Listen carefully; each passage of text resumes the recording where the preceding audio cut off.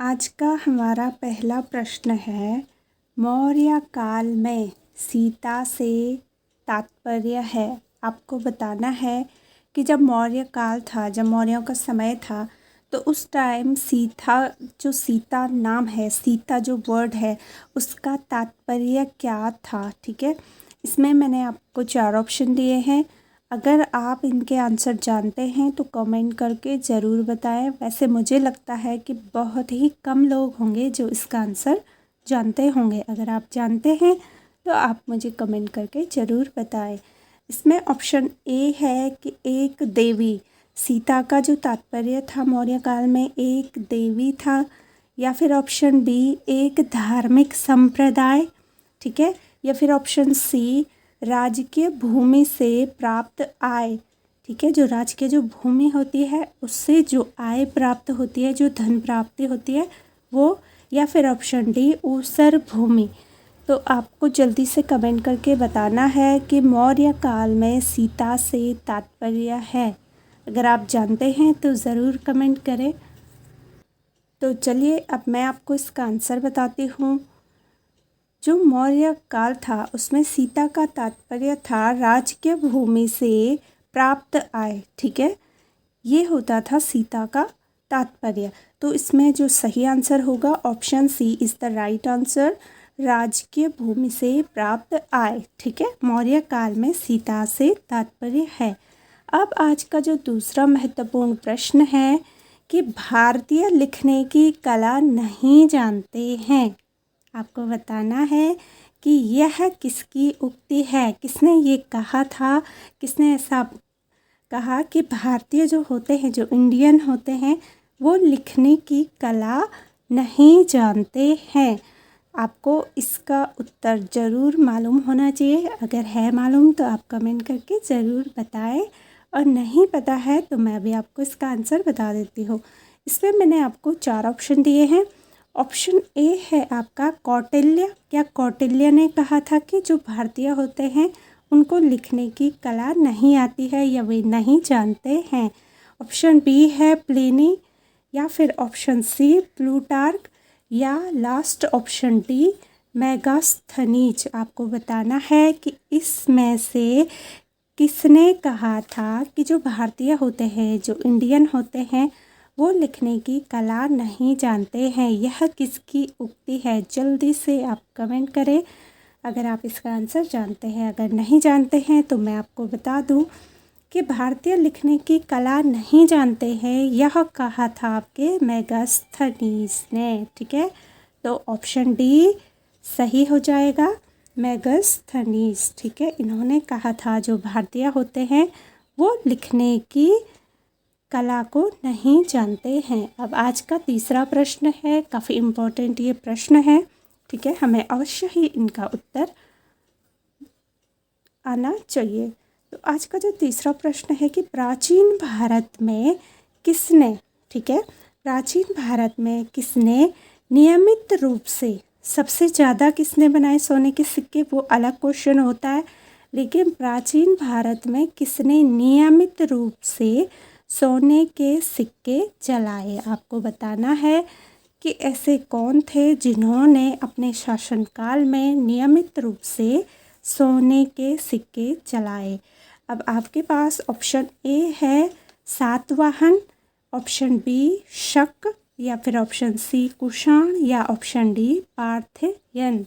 आपको बताना है कि इसमें से किसने प्राचीन भारत में नियमित रूप से सोने के सिक्के जलाए थे। जल्दी से आप अपने आंसर को कमेंट करें।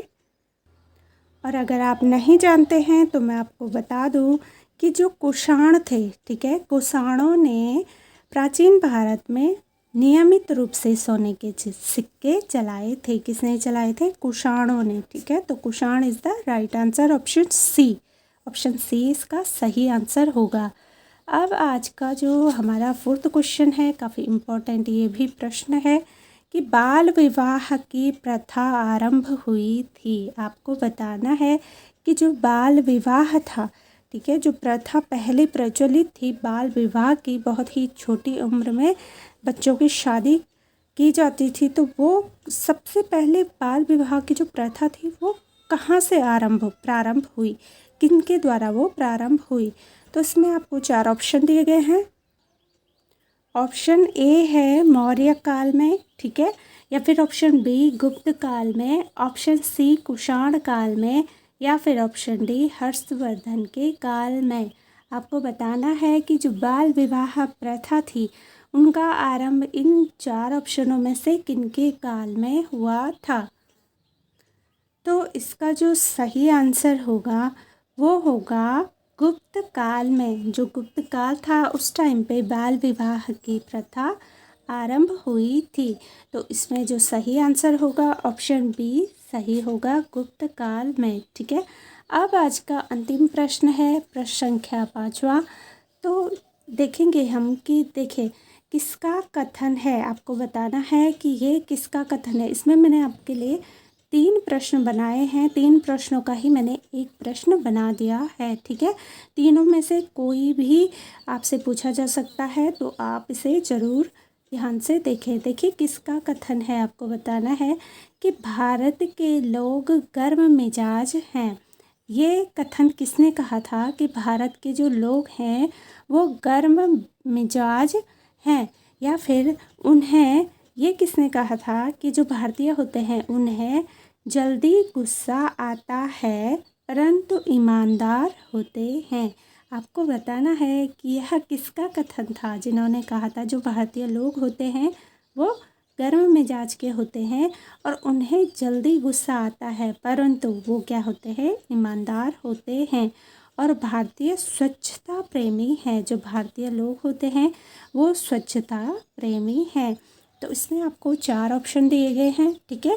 मैं 4 ऑप्शन आपको बता देती हूँ, आपको इनमें से जो भी सही लगता है आप कमेंट करके ज़रूर बताएं।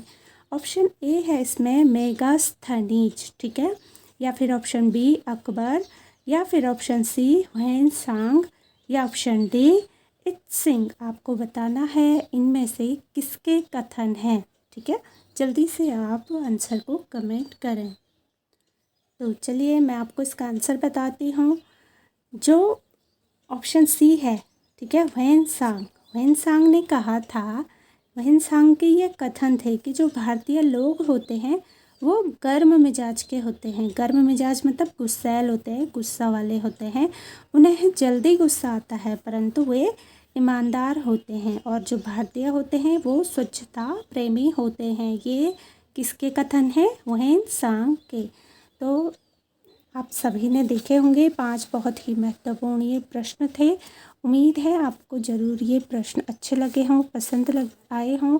काफ़ी इम्पोर्टेंट हैं ये परीक्षाओं की दृष्टि से, तो आप ज़रूर इनको याद करें और अपने नोट्स में इन्हें भी ऐड करें। तो चलिए फिर मिलते हैं हम अपनी अगली वीडियोस में। तब तक आप अपना ध्यान रखिएगा। Bye and take care. और हमेशा आप मेरे साथ ऐसे ही जुड़े रहें। अपने डेली आप 5-5 प्रश्न तैयार करें ताकि आने वाली सभी परीक्षाओं में आप सफल हों, ठीक है। Okay, bye and take care.